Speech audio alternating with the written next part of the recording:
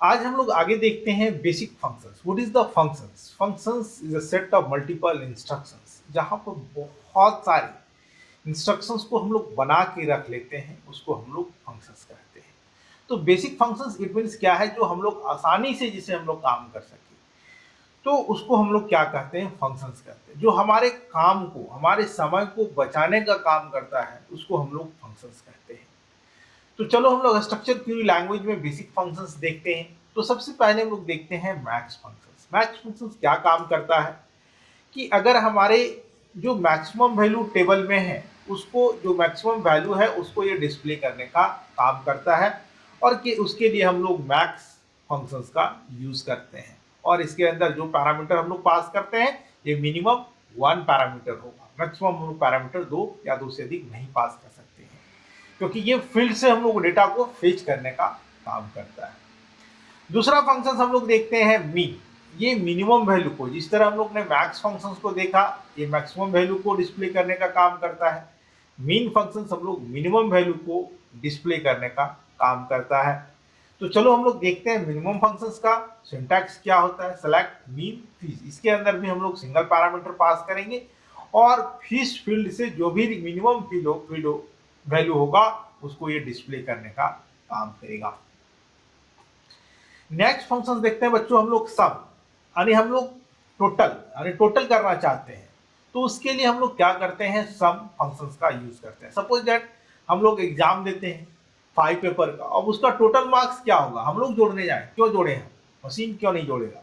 तो उसके लिए हम लोग सम मेथड का यूज करते हैं यहाँ पर।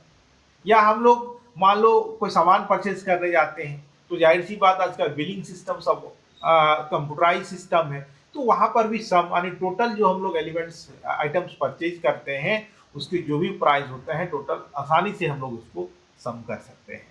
तो उसका सिंटैक्स हम लोग ऐसे लिखते हैं, सेलेक्ट सम, उसके अंदर भी सिंगल पैरामीटर पास करते हैं, और कैप्शंस, ये जो हम लोग डबल कोट्स में लिखे, that is called as a caption from student. अब हम लोग देखते हैं एवरेज फी।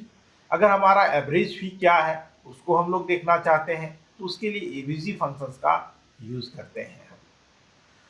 तो इसका सिंटैक्स हम लोग लिखते हैं, सेलेक्ट एबीजी फी, एवरेज कैप्शन डाले हैं फ्रॉम स्टूडेंट।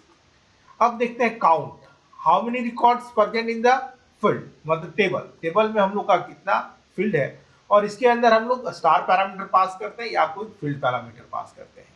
अगर हम लोग फील्ड लिखते हैं तो अगर कोई नल वैल्यू है तो उसको ये काउंट नहीं करता है, लेकिन अगर हम लोग स्टार लगाते हैं तो नल वैल्यू को भी ये इंक्लूड करके ये बताने का काम करता है।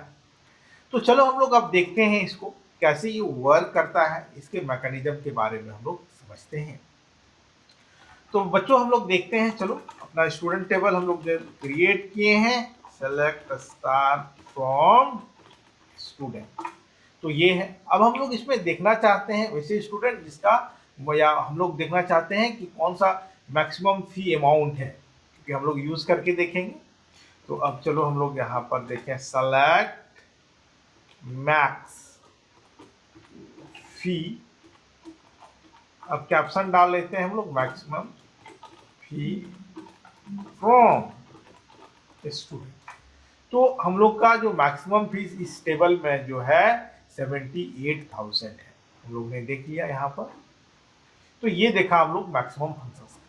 तो ये दैट इज कॉल्ड एज ना, हम लोग ने यहाँ पर डाला, ये हमारा कैप्शन है। अब पूछो कि सर अगर हम लोग कैप्शन नहीं डालेंगे तो क्या होगा। तो बाय डिफॉल्ट ये फंक्शंस के नाम को कैप्शन ले लेता है अगर हम लोग कैप्शन नहीं डालते हैं तो देखो यहाँ पर मैक्स फी जो हम लोग ने लिया 78,000 यहाँ पर डिस्प्ले करने का काम किया। अब चलो बच्चों हम लोग देखते हैं मैक्सिमम देखा, अब उसी तरह हम लोग मीन फी देखते हैं, मिनिमम।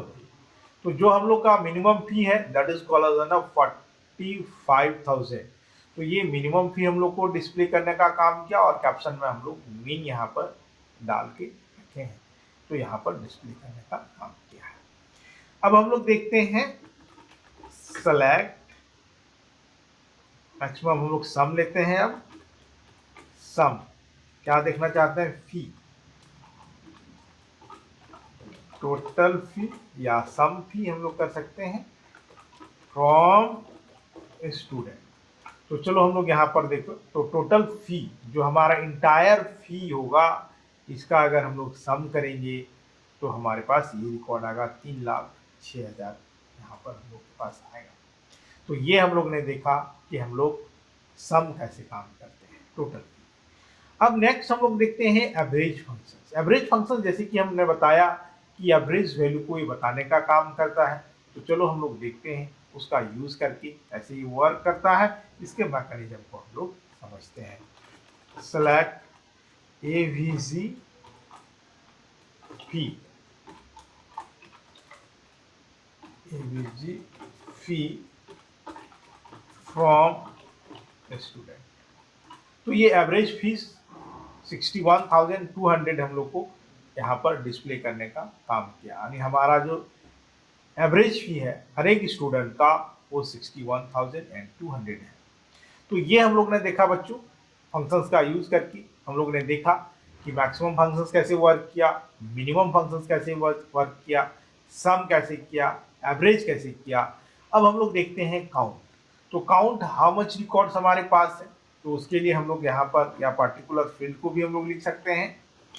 तो सेलेक्ट काउंट और इसके अंदर हम लोग स्टार डालते हैं, तो सारा रिकॉर्ड को number of records from student. तो ये देखो हमारे पास 5 रिकॉर्ड है, तो 5 डिस्प्ले करने का काम की। या हम लोग यहाँ पर चाहते हैं फी, तो टोटल फी कितना है 5 है। या हम लोग नेम चाहते हैं, या जो भी हम लोग यहाँ पर फील्ड पास करेंगे उसको एक काउंट करके बताने का काम करेगा।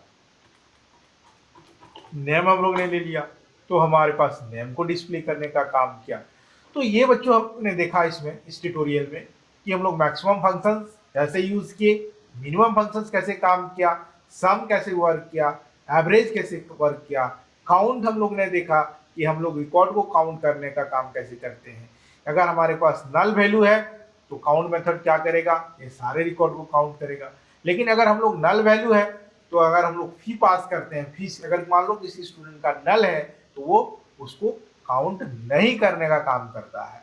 तो ये हम लोग सारा रिकॉर्ड में हम लोग ने देखा कि फंक्शंस कैसे वर्क करता है।